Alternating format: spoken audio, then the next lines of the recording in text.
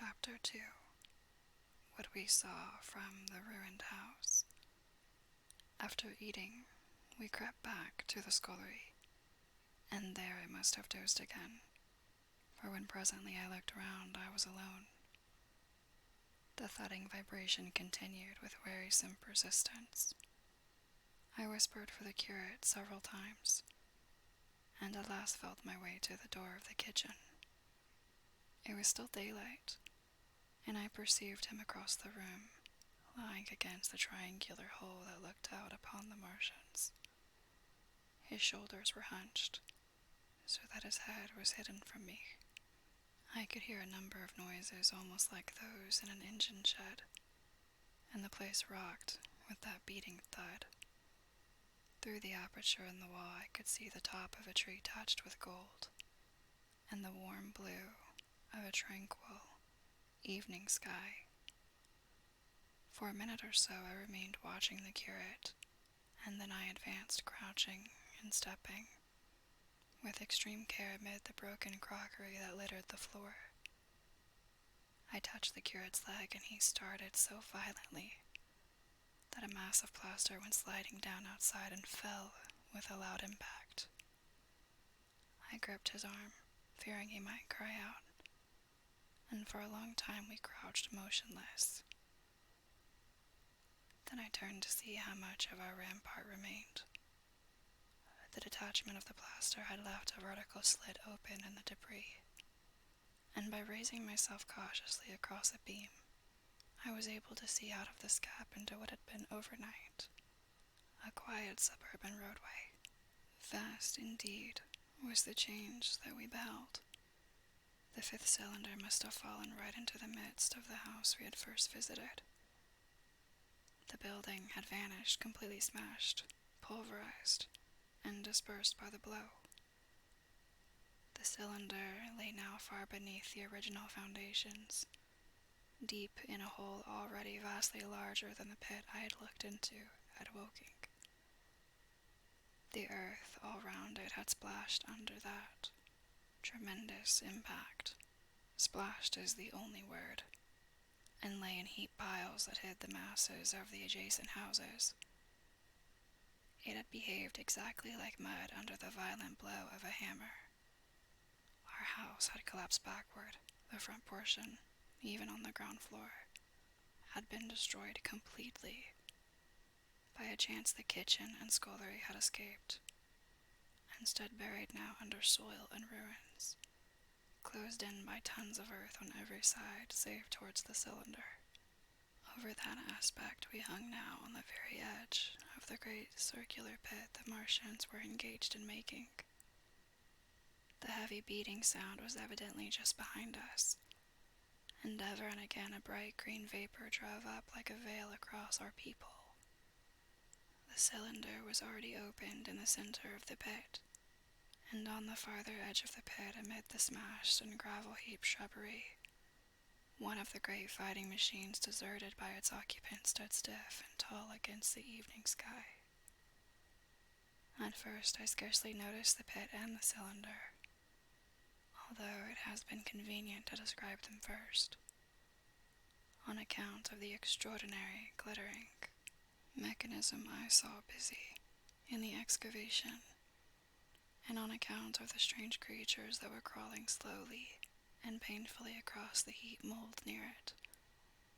The mechanism it certainly was that held my attention first. It was one of those complicated fabrics that have since been called handling machines, and the study of which has already given such an enormous impetus to terrestrial invention. As it dawned upon me first, it presented a sort of metallic spider with 5 jointed, agile legs, with an extraordinary number of jointed levers, bars, and reaching and clutching tentacles about its body. Most of its arms were retracted, but with 3 long tentacles it was fishing out a number of rods, plates, and bars, which lined the covering and apparently strengthened the walls of the cylinder. These, as it extracted them, were lifted out and deposited upon a level surface of earth behind it. Its motion was so swift complex, and perfect that at first I did not see it as a machine, in spite of its metallic glitter. The fighting machines were coordinated and animated to an extraordinary pitch, but nothing to compare with this. People who have never seen these structures and have only the ill-imagined efforts of artists or the imperfect descriptions of such eyewitnesses as myself to go upon, scarcely realize the living quality. I recall particularly the illustration of one of the first pamphlets to give a consecutive account of the horror. The artist had evidently made a hasty study of one of the fighting machines, and there his knowledge ended. He presented them as tilted, stiff tripods without either flexibility or subtlety, and with an altogether misleading monotony of effect. The pamphlet containing these renderings had a considerable vogue, and I mention them here simply to warn the reader against the impression they may have created. They were no more like the Martians I saw in action than a Dutch doll is like a human being. To my mind, the pamphlet would have been much more better without them. At first, I say, the handling machine did not impress me as a machine, but as a crab-like creature with a glittering integument. The controlling Martian whose delicate tentacles actuated its movements, seeming to be simply the equivalent of the crab's cerebral portion. But then I perceived the resemblance of its gray-brown, shiny, leathery integument to that of the other sprawling bodies beyond, and the true nature of this dexterous workman dawned upon me. With that realization, my interest shifted to those other creatures, the real Martians. Already, I had had a transient impression of these, and the first nausea no longer obscured my observation. Moreover, I was concealed and motionless and under no urgency of action. They were, I now saw, the most unearthly creatures it is possible to conceive. They were huge round bodies, or rather heads, about 4 feet in diameter, each body having in front of it a face. This face had no nostrils indeed. The Martians do not seem to have had any sense of smell, but it had a pair of very large, dark-colored eyes, and just beneath this a kind of fleshy beak. In the back of this head or body, I scarcely know how to speak of it, was the single tight, tympanic surface, since known to be anatomically an ear, though it must have been almost useless in our dense air. In a group round the mouth were 16 slender, almost whip-like tentacles, arranged in 2 bunches of 8 each. These bunches have since been named rather aptly by that distinguished autonomist Professor House, the hands. Even as I saw these Martians for the first time, they seemed to be endeavoring to raise themselves on these hands. But of course, with the increased weight of terrestrial conditions, this was impossible. There is reason to suppose that on Mars they may have progressed upon them with some facility. The internal anatomy, I may remark here, as dissection has since shown, was almost equally simple.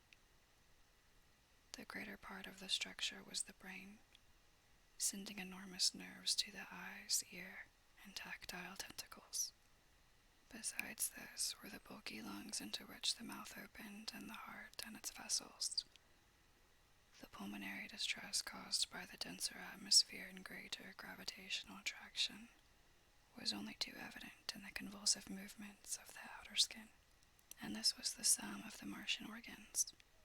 Strange as it may seem to a human being, all the complex apparatus of digestion, which makes up the bulk of our bodies, did not exist in the Martians. They were heads, merely heads. Entrails they had none. They did not eat, much less digest. Instead, they took the fresh living blood of other creatures and injected it into their own veins. I have myself seen this being done, as I shall mention in its place. As squeamish as I may seem, I cannot bring myself to describe what I could not endure even to continue watching. Let it suffice to say, blood obtained from a still living animal, in most cases from a human being, was run directly by means of a little pipette into the recipient canal. The bare idea of this is no doubt horribly repulsive to us, but at the same time I think that we should remember how repulsive our carnivorous habits would seem to an intelligent rabbit. The physiological advantages of the practice of injection are undeniable, if one thinks of the tremendous waste of human time and energy occasioned by eating and the digestive process. Our bodies are half made up of glands and tubes and organs, occupied in turning heterogeneous food into blood. The digestive processes and their reaction upon the nervous system sap our strength and color our minds. Men go happy or miserable as they have healthy or unhealthy livers, or sound gastric glands. But the Martians were lifted above all these organic fluctuations of mood and emotion. Their undeniable preference for men as their source of nourishment is partly explained by the nature of the remains of the victims they had brought with them as provisions from Mars. These creatures, to judge from the shriveled remains that have fallen into human hands, were bipeds with flimsy, siliceous skeletons, almost like those of the siliceous sponges, and the feeble musculature standing about 6 feet high and having round, erect heads, and large eyes and flinty sockets. 2 or 3 of these seemed to have been brought in each cylinder, and all were killed before Earth was reached. It was just as well for them, for the mere attempt to stand upright upon our planet would have broken every bone in their bodies. And while I am engaged in this description, I may add in this place certain further details which, although they were not all evident to us at the time, will enable the reader who is unacquainted with them to form a clearer picture of these offensive creatures.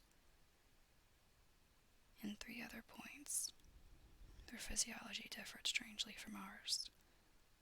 Their organisms did not sleep any more than the heart of man sleeps, since they had no extensive muscular mechanism to recuperate. That periodical extinction was unknown to them.